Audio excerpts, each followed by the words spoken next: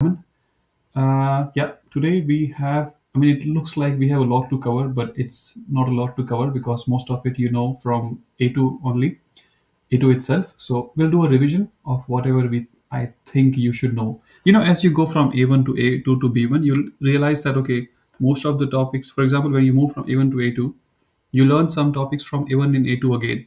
Same things happen when you move from A2 to B1. You learn a lot of concepts from A2 again in B1. If you go to B2, if you ask me, B2 is nothing but B1 with practice. You know, so maybe I am wrong, but from what I can remember and what I can read in the syllabus, if you go to B2, you just revise everything from B1. You just have to practice it a little bit more harder. That's all that happens. So if we do revision, don't think I'm not teaching you stuff from B1. I'm teaching, helping you learn from stuff from B1. It's just that the repetition has to be done. Okay, having said that, so what we will learn today is that, so we'll start we'll talk about tenses. In English, you have present, past, and future, and then present has four, simple present, present continuous, present perfect, and one more I forgot. In German, present is just present. Past, there can be, it's not tense. So in German, when you want to talk about past, don't think like past continuous, past perfect, or past continuous perfect, or simple past. You can, like if you and I sit down and you and I are equally smart, we can like draw some similarities, like which sentence in German is like is in past continuous and which one is in past perfect. You can do it, but I don't think it's the best use of yours and my time. Just understand that when you want to say something in past about something that happened in the past, there are three ways to do it. One way is Präteritum, the other one is perfect, the third one is Plusquamperfekt. And by now you know Präteritum and perfect. You also know the syntax, like the grammar part of it. Plusquamperfekt, if you don't know, we'll learn about it today. Then you see stuff like after 9 p.m., before 9 p.m., after Monday, during the session. Well, how do you say these things, right? So how do you say after something? How do you say before something? How do you say since, since Sunday, or since blah blah, right? So you will learn prepositions. These are just nothing but prepositions, so you will learn how to say them. Also, we'll learn about conjunctions. If you remember, last time I spoke about conjunctions, that there are conjunctions where the verb, like stranded, for example, uh, there are conjunctions, they have no effect on the sentence structure. Like the sentence structure does not change. But then there are conjunctions when you use them, the verb goes to the last position. Then there are conjunctions where the verb uh, is before the subject, right? So we'll learn about that. Of course, we'll do some exercises. We'll try to correct your homework.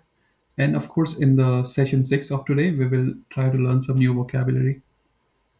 Please ask if any questions. Don't need to wait till the end. Disclaimer, guys, preparing for exam, don't depend entirely on these sessions if you are preparing for exam. Okay, so there are three ways to talk about your past in German. So one way is called as Präteritum, other one is perfect, the third one is Plusquamperfekt. Präteritum and perfect you already know, but let's do a revision of one more time. Anyone feels like reading the sentences that are on the screen? Please raise your hand. You can start reading. Yes, Santosh, you can read. Ja, using Präteritum, ich aß Pizza, ich reiste nach Spanien, ich bekam eine E-Mail. Using Perfekt, ich habe Pizza gegessen, ich bin nach Spanien gereist, ich habe ein E-Mail bekommen. Using Plusquamperfekt, ich hatte Pizza gegessen, ich war nach Spanien gereist, ich hatte eine E-Mail bekommen. Thank you very much. Right, so you see this, like if you look at this sentence, right? Ich aß Pizza.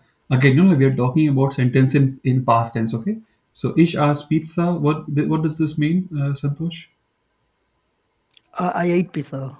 Okay, and what does ich hab Pizza gegessen mean then?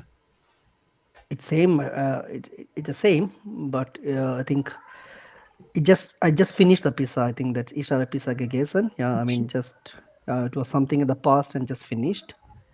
I Okay. mean, that's more of a the talking way of saying that, Yeah. right? If you really have to, like, like, if you, I mean, so what I try, like, like, most of the times go with perfect, guys, because I mean, so you and let's talk about, like, what I'm trying to say is that there are three ways to talk about past tense. Normally, you either use preteritum or perfect. Plusquamperfect will not necessary, but I'll tell you where you know when you where you may see sentences using plusquamperfect. If I have to, like, if I really am preparing for an exam, also in real life, if I want to make sure that when I want to say something in past tense and I want to make as less mistakes as possible, then I will go with perfect. Okay, why? We will learn. Also, perfect is more commonly used even by Germans when they talk about past tense. Does not mean you don't use preteritum at all. You use, but perfect is most more commonly used. Let's look at preteritum in detail. So when you want to write something in Präteritum, right?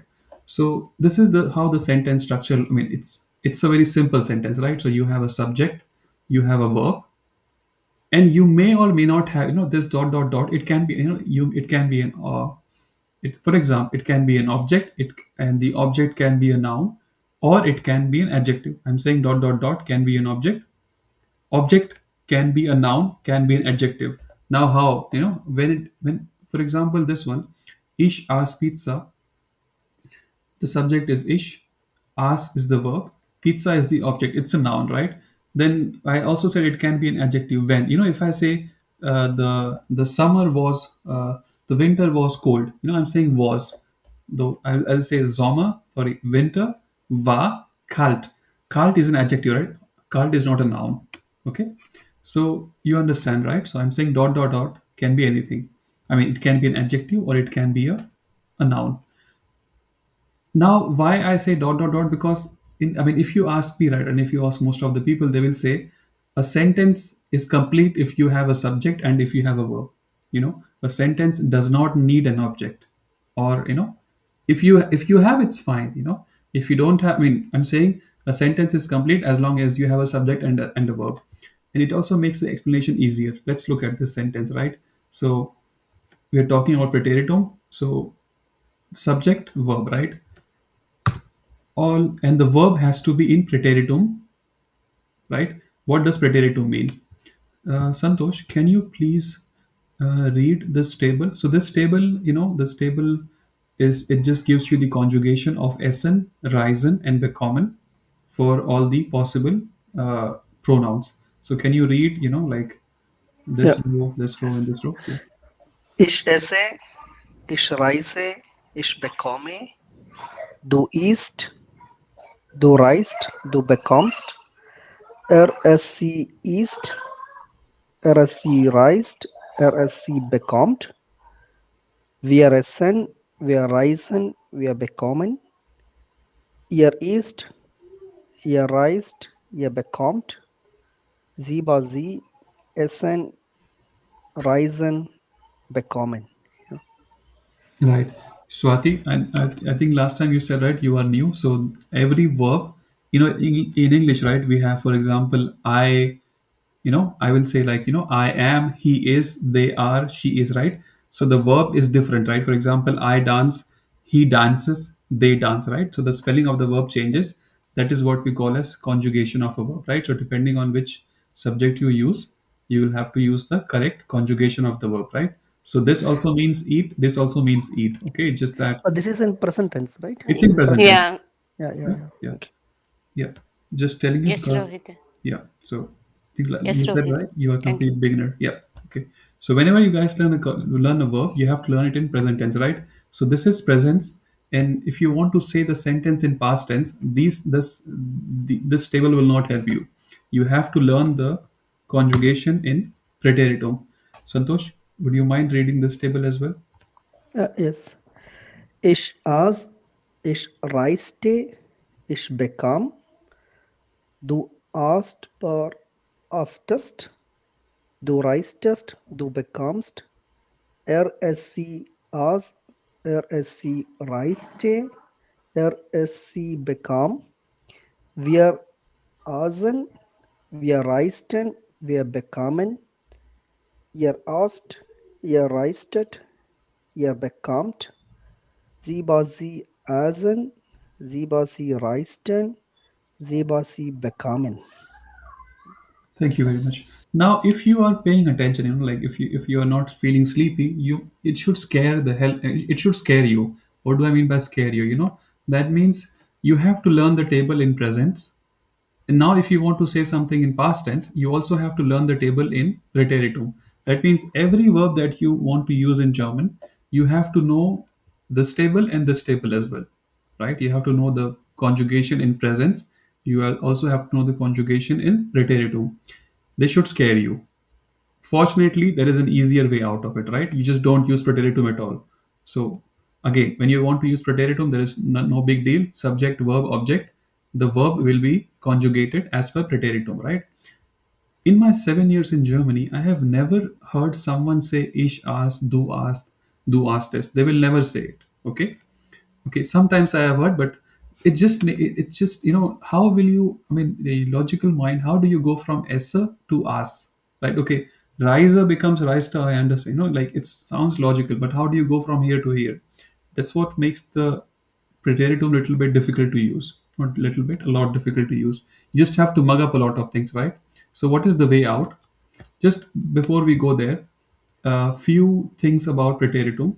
So sentence structure does not change. For example, uh, even in present tense, right? Even in present tense, subject verb. That's all you have, right? It's just that the verb will be conjugated as per presence, right? As per this table, not as per this table. In preteritum, the sentence structure does not change. All you have to do is use the preteritum conjugation of verb, right? So fortunately, you don't need to learn the preteritum conjugation of all the verbs. I'm saying there is a way out, so you don't have to learn that. As long as you know the preteritum of sein, haben, denken, glauben, and the six Modalverben and a few other verbs. I'm saying preteritum most of the times, as long as if you don't have to remember the conjugation table for all the verbs that you want to use, but at least you should know for sein, haben, denken, glauben, Modalverb, all and the Modalverben. Okay, what is the way out? The way out is you use perfect. Now, why is perfect so easier to use? If you look at the sentence, right?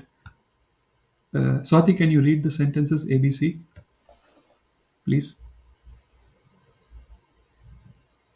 Yes, sir. Yes, Rohit. Ich habe Pizza gegessen. Ich bin nach Spanien gereist. Ich habe eine E-Mail bekommen. Okay, very good. So if you notice, right, what is happening over here? You see gegessen, gereist, bekommen, Bekommen. right? And you see habe, bin, habe. Bin So hab. yeah, you can mute yourself, Swati, now. Yeah, thank you. So how do you frame a sentence in past tense using perfect? All you have to do is you write the subject, right? And if I in preteritum, right, you had the verb, right? After subject, you had the verb. In perfect, what do you do is you take the verb and you place it at the very last position. Okay, I'm saying you take the verb, you place it at the very last position. In preteritum, you had to conjugate the verb in preteritum as per the given subject, right? It's, for example, if you want to use essen in preteritum, if the subject is ich, you have to use as. If it is du, you have to use either asked or astest, right? Similarly, you have to, like, depending on the subject. If you use perfect, the subject is at the first position, the verb is at the last position. I'm saying last, okay? When I say last, just before the full stop. And you don't have to conjugate it, you just have to remember one more version of the verb that is called as participe zwei. What do I mean by this? Every verb, if I so you have this conjugations, right, in presence, then you have the conjugations in preteritum as well. There is something else, it's called as uh, participe zwei or perfect of the verb. It's just that uh, you can think of it as another conjugation of the verb, but it's just one more. So for example, the participe zwei of essen is gegessen, the participe zwei of reisen is gereist, the participe zwei of bekommen is bekommen. Sometimes it does not change. Okay, and this participe zwei, what is it? You should know from the A2. If you not, just know that it's another way of the same verb. It's a different form of the verb, and every verb will have a participe zwei. Okay, the subject at the first position, the verb at the last position, but verb in participes y format. Okay, it will remain the same for all the different, so participes y of essen will remain gegessen for ich, du, for, for all the pronouns. Okay, participes y of reisen, gereist will remain the same for all of these. Okay, that's what I'm saying. So that's easy, right? You just have to, in Präteritum, you would have to remember all these, right? Like for ich, du, rsc. Instead of remembering like at least six different variations, you remember only one different variations, right? Instead of remembering six different variations, you remember only one different variation of the same verb. Also, but there is also you, and at the second position, you will have to use either haben or sein, and you have to conjugate haben or sein in present tense. Again, when you want to say something in past tense using perfect, the verb will be at the last position, the main verb, the one which was conveying the information, and it will be in participes y format. And at the second position, you will have either haben or sein, and you have to conjugate haben or sein with respect to the given subject in presence. That means if it is ich, it will be ich habe or ich bin. If it is du, then du hast or du bist. Okay, in between, you can have an object, or you whatever you want to write over here, right? Dot dot dot ellipsis. Now, so what do you have to remember for, the way I said, for example, if I go back, the way I said for preteritum, the sentence structure does not change, just use the preteritum conjugation of the verb. That's all you had to do. For perfect, what do I have to do? What do you have to remember? The sentence structure does change, okay? The sentence structure does change. What else you have to do? You have to put haben or sein in the position of the actual verb. I know, like normally the verb was here, but the verb is not no more here. Normally, the second position is taken by the verb, the actual verb, but it's no more here. Its position is taken by either haben or sein. Okay, and haben or sein, they, in this context, they are referred to as Hilfsverb. No one is going to ask you what is Hilfsverb, but just for the sake of completion, okay? Also remember, when you conjugate haben or sein with respect to the given subject, you have to conjugate in present tense, okay?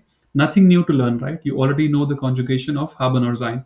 If not, uh, I don't think you should attend B1. I mean, you should know them. Haben or sein, like they are very two common verbs. You should know the conjugation. Ich bin, du bist, er ist, sie ist, wir sind, ihr seid. Ich hab, du hast, er ist, sie hat, ihr habt. You should know these, right? I'm saying you don't have to learn it, right? You already know how to conjugate. Uh, and the actual verb, you have to move it to the last position in a sentence, right? And you have to use its participes y format. Now the question is when to use haben, when to use sein. Most, let's say there are 100 verbs, 90%, like let's say if I give you an exam and there are 100 sentences over there, and I ask you, in these 100 sentences, when you will be, and every sentence has a new verb, I will, and you have to, like you have no idea whether when to use haben or sein. If you write haben everywhere, you will be right 90% just by default, because most of the times haben is the right option. When do you have to use sein? Whenever the actual verb is implying some kind of motion, for example, or motion or change in state or change of state. For example, einschlafen, to fall asleep, you will have to use sein, ich bin eingeschlafen. Eingeschlafen is participes y of einschlafen. Aufstehen, like to get up. There is a change in state, right? You were sitting, sleeping, now you are up. Fahren, like, to drive, there is motion, something like that. By default, go with haben. Uh, whenever the actual verb implies some kind of motion, you have to use sein. So, and this is like the structure for a sentence, or statement. If you are asking a yes or no kind of question, in English, if I say, I am an engineer, right? And if I have to frame I am an engineer to a yes or no kind of question, all I have to do is I have to say, instead of I am, I have to say am I, right? The conjugated verb, I just have to move it to the first, I just have to interchange the positions of the subject and the conjugated verb. Same thing applies to uh, German as well, okay? And if you have to frame a W word kind of question, all you have to do is take the format for yes or no, take the same format for yes or no, and put W word over here. Okay. Any questions? Please ask if any questions. No need to hesitate. Okay. So this was revision from A2. Uh, any questions, guys? Please ask. Uh, let's talk about plusquamperfekt. Okay, but you saw the beauty of perfect, right? You just have to remember like one more format of the same verb, and you know already haben sein. Okay, how to conjugate, and you have to conjugate this them in present tense for the given subject. That's why you have the sentences, right? Ich hab Pizza gegessen. Ich bin nach Spanien gereist. Ich habe eine E-Mail bekommen, right? So gegessen, Partizip 2, gereist, Partizip 2, bekommen. Don't say no like bekommen. I mean, so some verbs, the participle 2 is the same thing. Like in English, right? You like English, do you have the verb read, and its past tense is read. The spelling is the same, if you know what I mean. So there is nothing like read or rode. Read just becomes, the spelling remains the same, the pronunciation same changes. It's something similar in German as well. And at the second position you have haben or bin. Here gegessen, and for bekommen you have used haben, and you conjugate them with respect to the given subject in present tense, right? Here you have been, sein for ich bin, because reisen is a motion, right? You travel somewhere.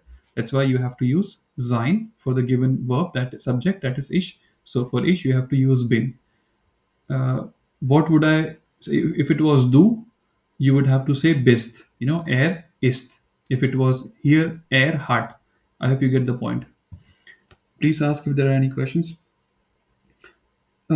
Yes.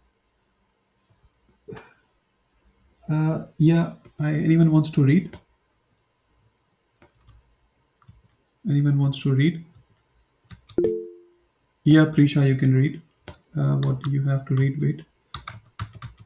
You have to read these three sentences, A, B, C.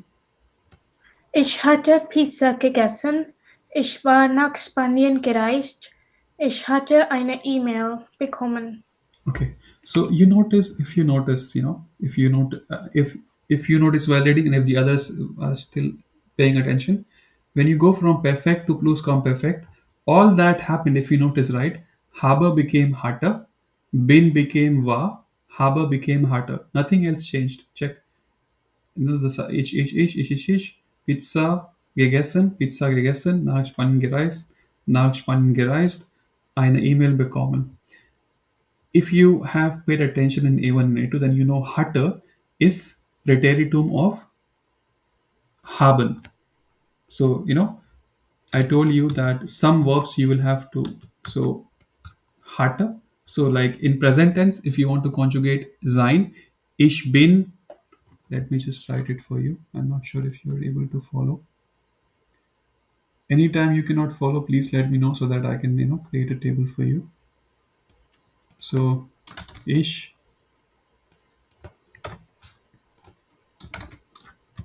du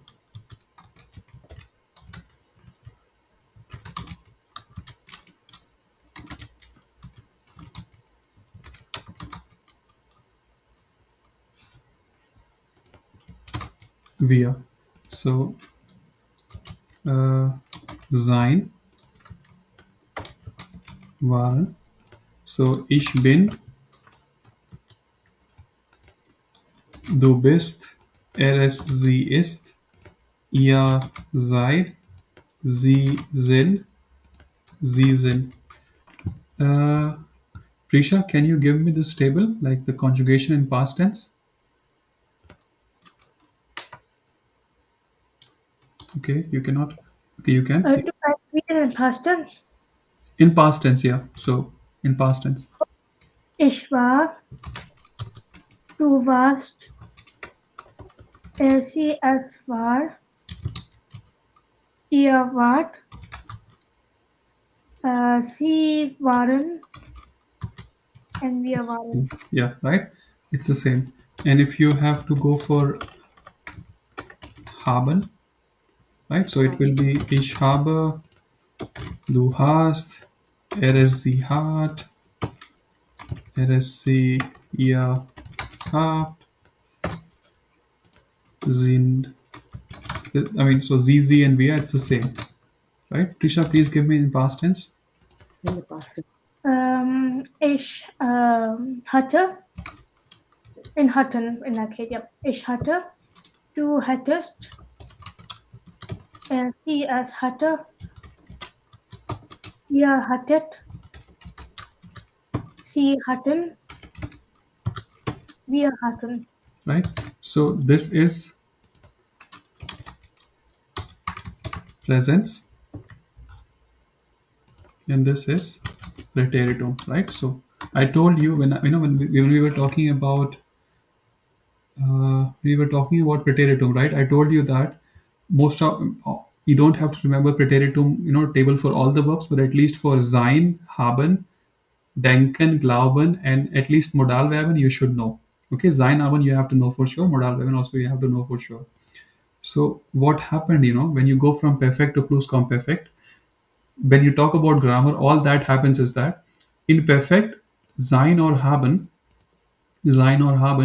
you conjugate for the given subject in presence. Okay, in perfect, you conjugate the verb haben or sein for the given subject in presence. In plusquamperfekt, all that happens is that you still use haben or sein, but instead of conjugating haben or sein in presence, you conjugate in Präteritum. Okay, all that happens. In perfect, haben or sein, the Hilfsverb or the helping verb, you conjugate in presence. In plusquamperfekt, you conjugate the helping verb haben or sein in Präteritum. Now, when to use Präteritum, when to use perfect, and when to first of all use plusquamperfekt, or when do when can you expect to read sentences in plusquamperfekt? Let's talk about that. Any questions before we move on? Okay. We learned that there are three ways to talk about your past in German. I told you the grammar. It's also not that difficult, guys. By now you should be able to follow. Please revise one more time. Go through the recording so that you don't forget the grammar. Now, when to use, which option? There are three options. Let's talk about Präteritum. So, or where will you notice Präteritum, right? So, Präteritum you will notice in books, newspapers, news channel reporting, official company reports. Let's say if you're into value investing, or if you read some company's annual report, there also you may notice Präteritum. What I'm trying to say is that Präteritum is used, but in very very official documents. Newspaper. I mean, uh, you will notice this. In books, newspapers, stuff like that. You may also notice this if you are reading some kind of, I don't know. Let's say if you read Python 101, or whatever, something related to a book, you may notice Präteritum. I don't think you need Präteritum in daily conversations. You need, but not for all the verbs. I mean, whenever you're saying something in past tense, and in your sentence you are using a verb, for 90% of the verbs that you want to say in past tense, you don't need Präteritum. Exceptions are of course there: sein, haben, denken, glauben, gehen, kommen, aussteigen, einsteigen, and Modalverben. So at least sein, haben, and Modalverben you should know for sure in Präteritum. Okay, any questions? Okay, when do you use perfect? So you will hear perfect in daily life conversations. Okay, so Präteritum you will notice in books. Perfect you will hear mostly in daily life conversations. It makes your life easy because you don't have to remember conjugation of each verb in Präteritum, right? Just learn the participes y of verbs. Whenever you learn a verb, learn the conjugation in present tense, and also learn the participes y of the verb as well. Okay, that are relevant to your life. So those of you who are making your vocabulary list, see if you can also learn the conjugation at the same time of every verb in present tense, and also learn the participes y. Okay, any questions? Now, when do you need plusquamperfekt? I don't think you need this. Okay, I don't think you need plusquamperfekt. But what does it mean? Let me give you an example. Uh, Before I give you an example, plusquamperfekt means something which happened way in the past. For example, I ate pizza yesterday. 10 years ago, I ate pizza for the first time. Like something happened way in the past. One more example. So let me give you one more example. I was living in a vege before, and I had a lot of flatmates, so we always had this. Yeah. Now I think now I laugh about, at that time they were not.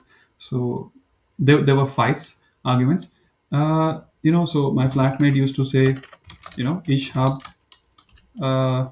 gestern, ich habe die Wohnung sauber gemacht. Okay, so it's like, I cleaned the room, and I used to say, so he's saying the sentence in past tense, and my response was, nein, du hattest die Wohnung sauber gemacht. Again, I'm just, like making fun of it, but like he's saying something that he did in the past tense. I'm saying, no, you did it like way back. You did clean the room, but like, it is so way back that I have to use plusquamperfekt for it. Okay. Yeah. So I'm saying plusquamperfekt is something which happened way in the past. Like in 2010, I left school, something like that. Yeah. So, any questions about plusquamperfekt? That's why I don't think you need plusquamperfekt in professional life. Like when do you talk about something that happened way in the past? Please ask if there are any questions. Okay. But supposing we go for exam, so we would need to use it or no? Or it's just like, Yeah, I'm thinking like where will you need, right? Let's say if the teacher, it would be on, I don't know what they ask right now, but let's say if the teacher says, like frame this sentence in plusquamperfekt, then of course you have to say. But when you are Mhm. writing something, no one is like forcing you to write. You know what I'm saying? Yeah, yeah. Yeah. But it's good to know. When you are reading something, you should know what's going on. So except the first verb, nothing. Most the whole sentence normally remains the same Yeah, as. yeah. There nothing, no, yeah, no change. Only haben or sein you have to use in Präteritum. That's all. Thank you. Yeah. So that's all we had about so guys, again, it was a revision of past tense from A2. Please, please do revision. It's not good when people make such mistakes when they are talking. Yeah, it's not that difficult to remember. Okay. All right, anyone feels courageous enough to tell me how do I say these things in German? Yeah, Rishabh.